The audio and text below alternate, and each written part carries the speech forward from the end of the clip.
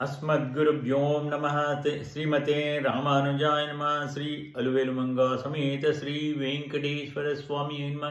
श्री कृष्ण परमात्मने नमः। श्री गोदादेव्यै नमः।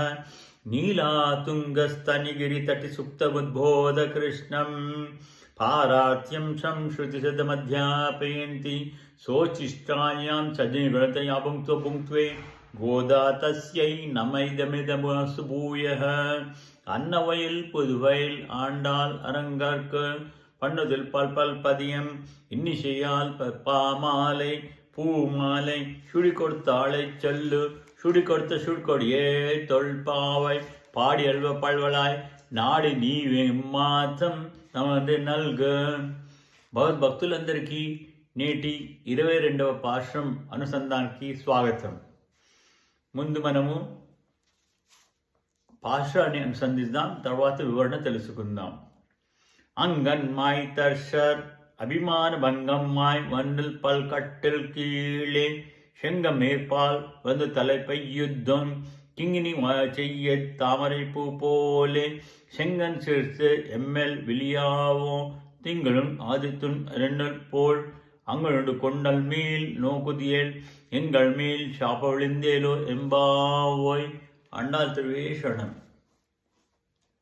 అందమైన దేశములలో విశాలమైనట్టి ఈ భూమిని తమ స్వంతమైన దని గర్వించిన చిన్న జీవి నుండి అందరూ తమ అభిమానములను వదులుకొని నీవు తప్ప వేరే దిక్కు లేక వచ్చి నీవు శయనించిన మంచము క్రింద నీ సేవకై చేరి సంఘములుగా పడిగాపులు పడి ఉన్నట్లే మేమును మా యొక్క స్త్రీలత్వ అభిమానాన్ని వదిలి అనన్య గతికులమై నిన్ను చేరగలుగుతుంది.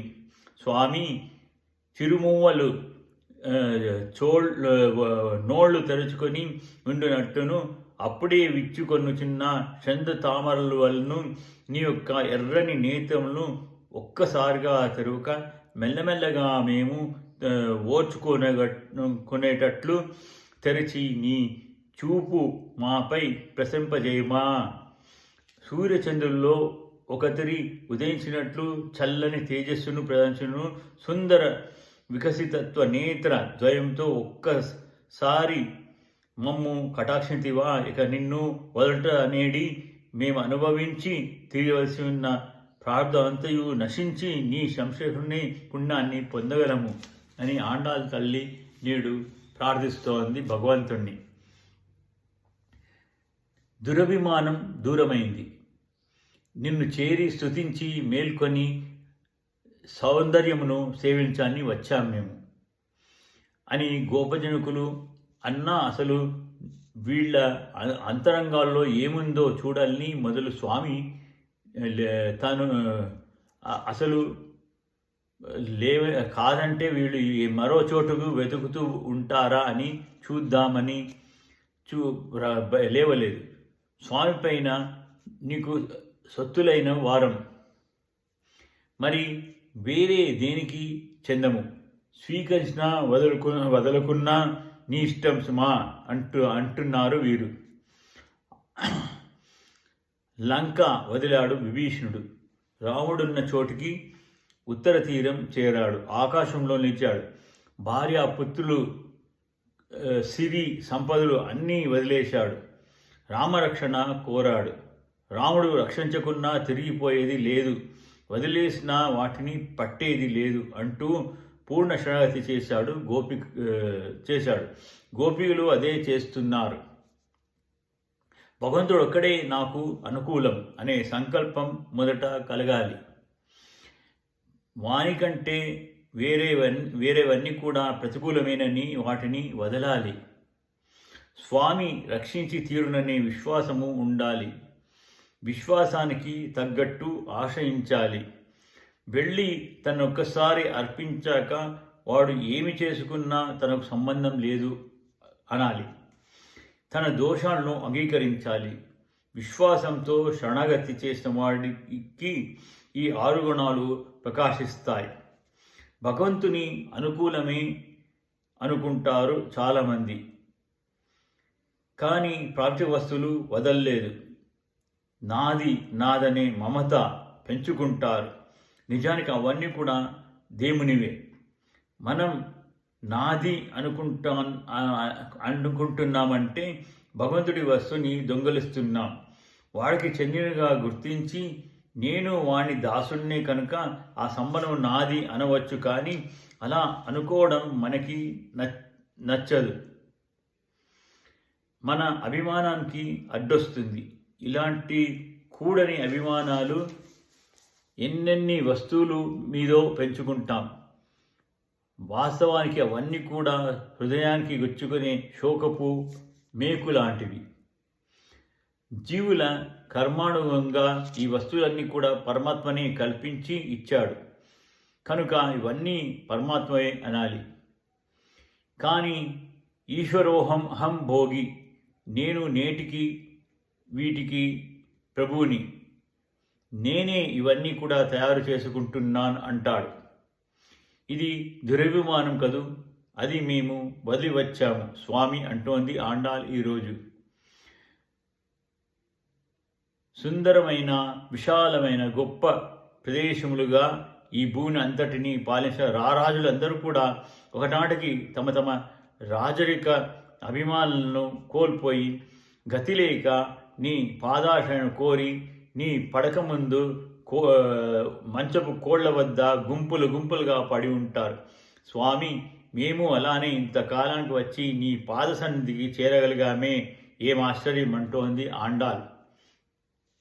భూమి అంతా కూడా అత్యంత సుందర రమణీయంగా ప్రాంతాలుగా తయారు చేశాడు పరమాత్మ. ఎందుకు? జీవుల కర్మానుగుణంగా వీరికి అనుభవింప చేయాలని. భూమి భగవానునిదే, అనుభవించేది ఆయన్నే. కర్మ కొద్దీ ఒక్కొక్క అడికి ఈ భూమి మీద చీమ పదవి, ఒక్కొక్కడికి బ్రహ్మ పదవి వస్తాయి. పదవికి తగ్గ అధికారం, అధికారికి తగ్గ చోటు, నియంత్రణ శక్తి లభిస్తాయి. లభించిన దానితో ఇవి దేవుడిచ్చాడని నడిపించేది వాడే, వాని అనుగ్రహానికి ఇది సాధనం కావాలి అని తెలియాలి. నీది అంటూ పదవి రాగానే గర్వం కూడా బయలుదేరి ఇదంతా నాది అదంతా నీది అంటూ పట్టింపులు, ఆక్రమణలు, అన్యాయాలు బయలుదేరుతాయి. ఒక్కడిదొకడు కొల్లగొట్టుతూ ఉంటాడు, ఇంద్రుని బలిచక్రవర్తిలాగా. ఇది చూసి మధ్య మధ్యలో పరమాత్మ దిగివచ్చి తన పాదాలతో కొలిచి ఇదంతా నాదే, అయినా మీకు ఇస్తున్నాను, జాగ్రత్తగా మెలగండి అంటూ ఉంటాడు. కానీ వీళ్ళకి లక్ష్యం ఉండదు. చీమకి చీమంత గర్వం, బ్రహ్మకి బ్రహ్మంత గర్వం ఉంటుంది. తరించాలంటే బ్రహ్మ, చీమ కూడా పరమాత్మ మీదే ఆధారపడి ఇవ్వాల్సిందే. వారిరువురి ప్రయత్నం సాధకం కాదు. ఇరువురిలో కూడా ఎవరికి త్వరగా ఫలసిద్ధి కలుగుతుందంటే, ఎవరికి తక్కువ అభిమానం ఉంటే వారికి ఏ యోగ్యతలు లేవు. నీ ఏ అనుష్ఠానం చేత కాదనుకున్న వాడికి బదలాల్సినవి బాధ్యతలు తక్కువగానే ఉంటాయి. కనుక వాడికే భగవత్ సమాశ్రయణం, భగవద్ ద్రక్షణ అంగీకరించడం సులభం. నాకెన్నో బాధ్యతలు ఉన్నాయి, నాకెంతో శక్తి ఉందని గర్వించే బ్రహ్మాదులకి కూడా అన్నీ వస్తేనే కదా రక్షణ. అవి వదలడానికి 7 జన్మలు చాలవు. 7 జన్మలు సాధనలు చేసిన చతుర్ముఖాలకు కూడా లభించని ఫలం కొందరికి ఏం చేయకుండానే లభిస్తుంది. గోపికలంతా అంతే కదా. బ్రహ్మాలకు మేము చెయ్యగలమనే గర్వం, మరి గోపికలకు తాము ఏమీ చేయలేమని విశ్వాసం. గర్విష్ఠులకి వదలవలసినవి ఎక్కువ, బంధాలు ఎక్కువే కదా. మరి వీరికైతే ఏమీ ఉండవు. ఇద్దరికీ సాధనం దేవుడే. ఏమీ లేనివాడు వెంటనే అంగీకరించి చెయ్యి ఆనందంతో చేస్తాడు. ఉన్నాయనుకున్నవాడు ప్రయత్నాలు చేసి చేసి ఎదురు దెబ్బలు తిన్నాక కూడా మరీ తన వల్ల కాదు గుర్తించాక అప్పుడు చెయ్యి చేస్తానని ఏడుస్తూ చేస్తాడు. ఒక్కసారి నిన్ను చేరాక మళ్ళీ రాజమిచ్చి పొమ్మంటే పాత కష్టాలు స్మరించి పోరట భయం వల్ల. నీ వద్దే ఉండిపోతానంటారు. నీ వద్దే ఉన్నాడు కనుకనే లక్ష్మణుడు ఏ నింద పాంచక పొగబడతాడు. దూరంగా ఉన్నందువల్లనే కదా తెలియని నేరం మోయవలసి వచ్చింది భరతునికి. దూరం కావాల్సిన వస్తుందని రాజ్యమే వద్దన్నాడు లక్ష్మణుడు. అలానే రాజులంతా కూడా నీ మంచపు పాదాల వద్దనే ఉంటామంటారు. ఈ గర్విష్ఠులు నిన్ను చేరడానికి ఎంత కాలం పడుతుందో స్వామి, మేము నిన్ను చేరడానికి ఇంతకాలము పట్టింది. మా స్త్రీతో అభిమానం దూరం చేసింది ఇంతకాలం. ఇది తొలగి నీ సన్నిధి చేరడం నీ ప్రయత్నమే. సముద్రంలో కొట్టుకుపోయే వారికి ఒడ్డు దొరికినట్లు ఇంతకాలానికి నీవు చేరామయ్యా. పరమాత్మ మనకే సృష్టించిన అందమైన భూమిని మనకిచ్చిన శరీరాలే. దీనిలో భోగాలు కర్మానుగుణంగా ఆయనే ఇచ్చి మన సేవగా తలవమన్నాడు. అది మరిచి ఎన్నెన్ని జన్మలెత్తామో తానే ఎన్నెన్నో సుకృత్యాలు చేర్చి ఈ మానవ శరీరం కృష్ణ ప్రేమని ఇచ్చుకున్నాడు. మేం వీడిన దూరం నీ వద్దకు రావడంలో దౌర్బల్యం చూడవయ్యా. విడిన సీత తిరిగి రాముణ్ణి చేరడం ఎంత ఆశ్చర్యమో, మేము నిన్ను చేరడం అంతే ఆశ్చర్యంగా ఉంది. ఆ రాజులు శరీర రక్షణ కోసం వస్తారు, మేమేమి ప్రయోజనం కోరకనే వచ్చాం తెలుసా అన్నారు వీరు. సరి చేరిపోయారు కదా ఊరుకున్నాడు స్వామి. చేరాం కానీ ఫలం చిక్కవద్దా ఏమది అడిగాడు స్వామి. నీవు నిద్రలేసే సౌందర్యం మేము చూడాలి. నువ్వు నిద్రించే నీవు చిరుమువ్వ గజ్జలు వల్లనున్న నీ దివ్య నేత్రాలు పద్మము వికసిస్తున్నట్లు అసలు పద్మాలు మెల్లగా తెరవాలి. అప్పుడు ఆ సౌందర్యం మేము చూడాలి అన్నారు. అంతలోని నీ కంటికి పోలికలు కావు, అంతకంటే వేరు పోలికలు లేవు. నీ నేత్రాలకు అవే సాటి, వేరే పోల్చలేం అన్నారు వీరు. ఆ వాత్సల్యపూర్ణ నేత్రాలను తెరుచుచూ మెల్లమెల్లగా మా వైపు కటాక్షించవా. ఆ చూపుల్లో చల్లదనాన్ని ప్రేమను ఒక్కసారి తెరిచేస్తే మేము ఓర్చుకోలేము. ఆరార తెరిచి ఆ ప్రేమ మేం సహించగలిగాక మళ్ళీ తెరవాలి. స్వామి, మా తప్పులు నీ కళ్ళను మూసుకునేటట్టు చేస్తాయి. అమ్మ అనుగ్రహం వాటిని తెరిపిస్తుంది. మాకు బాగుపడే కాలం రాలేదని కనులు మూసుకుంటావు. మా ఆతధ్వని తెరుస్తుంది. వాటిని ప్రథమ స్పందన నుండి చూడాలనుకుంటున్నాం అన్నారు. పూర్తిగా మేం భరించగలిగాక అప్పుడు తెరిస్తే, నీ రెండు నేత్రాలు పూర్తిగా తెరిస్తే సూర్యచంద్రులు ఒక్కసారి ఉదయించినట్లు ఉంటుంది. సూర్యుని అంత కాంతి, చంద్రుని చల్లదనము ఒకేసారి ప్రవహించి ఆ నేత్రాల్లో మమ్మల్ని చూస్తే మా మీదుండే శాపాలన్నీ పోతాయి తండ్రి. అలా మమ్మల్ని అనుగ్రహించమని ప్రార్థించారు. నీ చూపు వల్ల శరీర అభిమానం నశించింది. మేం స్వాతంత్ర్యం తొలగి నీ వారమని తెలిసింది.